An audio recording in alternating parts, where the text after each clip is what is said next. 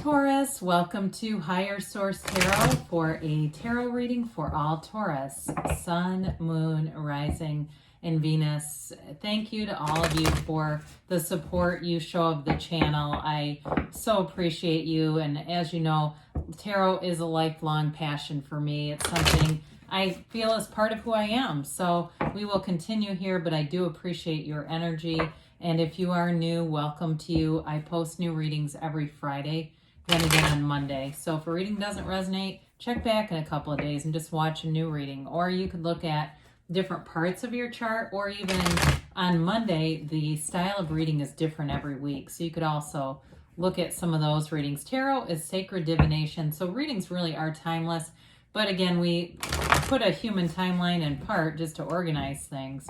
And anyway, if you like tarot and you like this channel, I'd love to invite you to subscribe to Higher Source Tarot. Then you'll know when anything new is posted.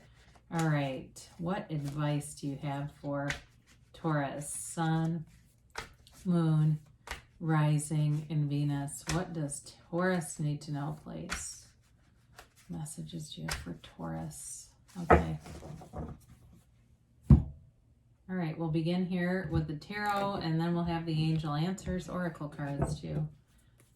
All right, you've got the Seven of Wands, the Hermit, the King of Swords, the Six of Pentacles, the Three of Cups, the Nine of Swords, the Four of Pentacles, and the Knight of Pentacles. Well, I definitely feel like in terms of money, you're making progress and maybe being very conservative with money, or if you aren't yet, you may feel like you're going to be. It doesn't feel like a lack, though. It definitely feels more intentional, like there's a reason for it. Or if somebody wants to borrow money from you, I don't see you giving it to them, okay? So if you're a cross watcher looking to borrow money from Taurus, I'd find a different sign. You do have Virgo here, and even with, especially with that Virgo energy and all this earth energy, it does create a very efficient kind of, the word persnickety came in, I'm sorry, but you know, it's a very intentional kind of energy. You're very organized in this energy. You've got a goal, and you know what you want, and you won't take no for an answer here. So with the Seven of Wands, this is definitely a card of action, getting things done. I mean, you have it several times with this King of Swords, same thing, but then the Hermit kind of balances it out. I do like to see that Hermit energy here because it softens some of those rough edges that you're going to find with that Seven of Wands and the King of Swords kind of energy. So with the Seven of Wands, though, it's also finding solutions to challenges. So if you've got something going on at work, I do feel like you're going to be able to overcome any problems. In a relationship too, though, there's just a little bit of a nod about love here. It's not a very, you know, in terms of a love reading, I think that you can find readings more geared toward love than this. But if you're already in something, there may be just sort of that encouragement. Get out on a date night. Go do something fun. Don't let this consume you. So if you have something that you're really driven to do, which this will do it, you got to have some balance. So the Hermit comes in, and the Hermit not only tells you that you're on the right path, but it's that deeper level of knowledge, bringing meaning to things, and your life's purpose. And that may be what this urgency is all about. There's this drive here. But with this too, the wand that he uses this for balance, right? But it's also your ability to manifest, to draw things to you. So he holds it not only for balance, but kind of casually. He's not hanging on to it for dear life like the Seven of Wands, because it's being empowered. It's knowing your personal power. In a work situation, I do feel like you're valued. This also could be something in your family where people around you value you a great deal. You've got this wise energy. It's that old soul kind of energy. If you are involved with somebody, they may be more that strong, silent type. They may not talk a lot, but when they do, it's meaningful. They may be more on the quiet side, what seems like passive, but it's really not. It's more, like I said before, intentional and deliberate kind of energy. They just don't expend a lot of energy on nothing. Okay, this is not somebody that sits around. I love YouTube, by the way, but they don't sit around in the middle of the night watching YouTube until all hours, or Hulu or whatever. You know, they just don't. And so they may be somebody who goes out for an extra run or goes and does something that just they feel very balanced if that's a person you're attracting. So with the King of Swords here, air energy here, it's getting things done. It's also too though, again, you got a lot of nice aspects for money coming in. And the swords, we sometimes overlook that these were nobility in the tarot. So for some of you, it's not just the recognition at work, but there's going to be money associated with it too.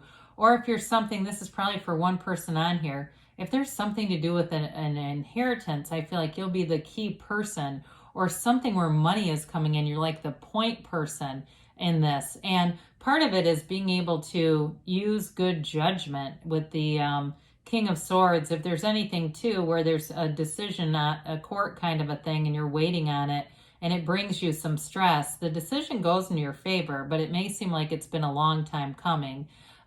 You have great communication skills in this energy. You get to the point and things are clear. You know what to do in this energy. There's zero confusion here. So the good news is if you've had something that you've been a little bit unsure of, this is where you get clarity with things. Or, if it is a relationship that you're unsure of, again, you may take a second swing at trying to make things a little more fun. So the Six of Pentacles offers balance, right? And it's a card of reciprocity. So anything you put out, you will receive.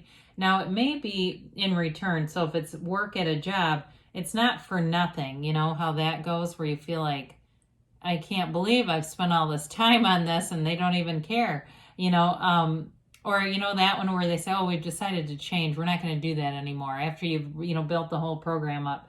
So for somebody here, you may too, if you have employees, I do feel like they're going to be grateful to you, or clients are going to be grateful to you for this sort of easy nature. I mean, I know with some of it, it does look a little bit forceful, but there's something about the power of it that creates that duplicitous ease, that? And so with the Three of Cups here, it is having fun. And I feel like this is here to remind you, get out, have some fun. Especially if you're working on something big, you've got a lot of dedication here.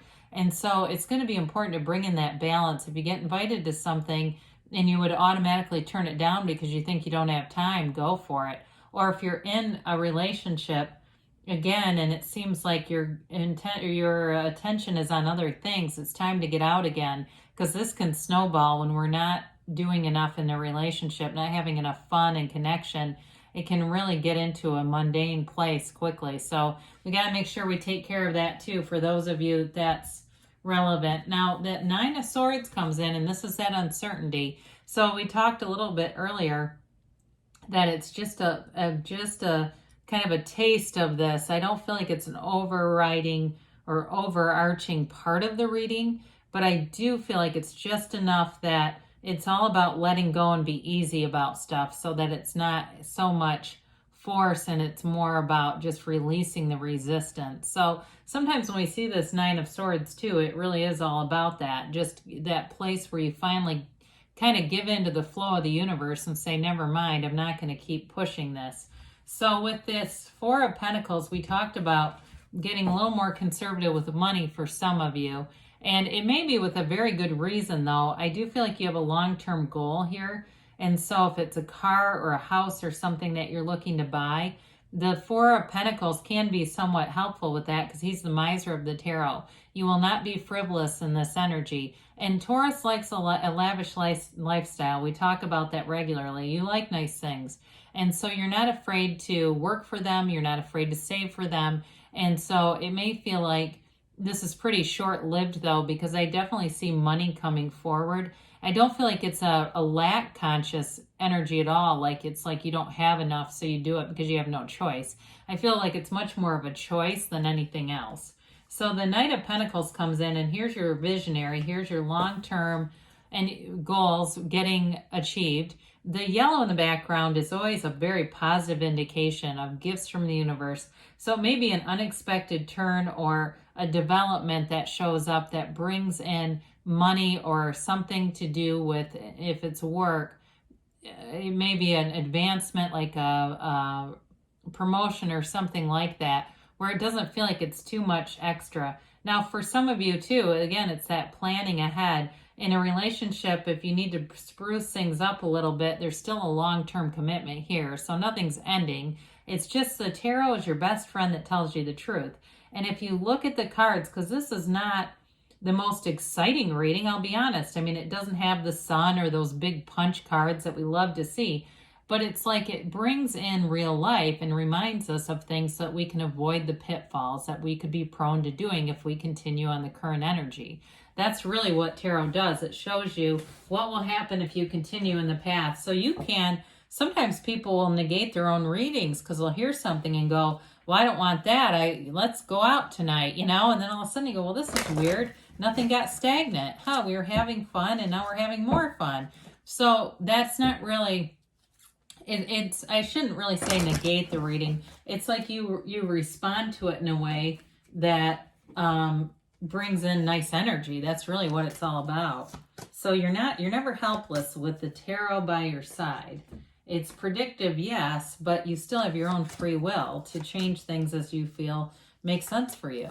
So let's see here what the angels say. You've got forgiveness here. Well, you know, there seems to be very little conflict here. It's really more about creating.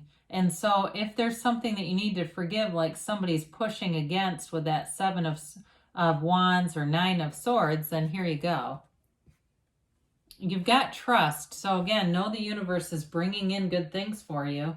And within the next few months, so things, whatever this Knight of Pentacles is, a long-term goal, you've got it coming in. Where did whoops, hang on a second. We got to do this one first. I thought, I'm missing a card. All right, now you're going to love this. I love it when they do this. It's 1-2 punch. They give you wait and don't stop, okay? And so when we get that, what the wait means is it's like wait and see what is going to happen here. Like kind of keep going and, keep going and taking action, quieting the mind, doing all the normal stuff you would do, but wait and see because there is something big here that will happen that will bring everything together. And again, with the money, it does look really good. So good things are coming for you, Taurus. I love you, and I'll be back again soon.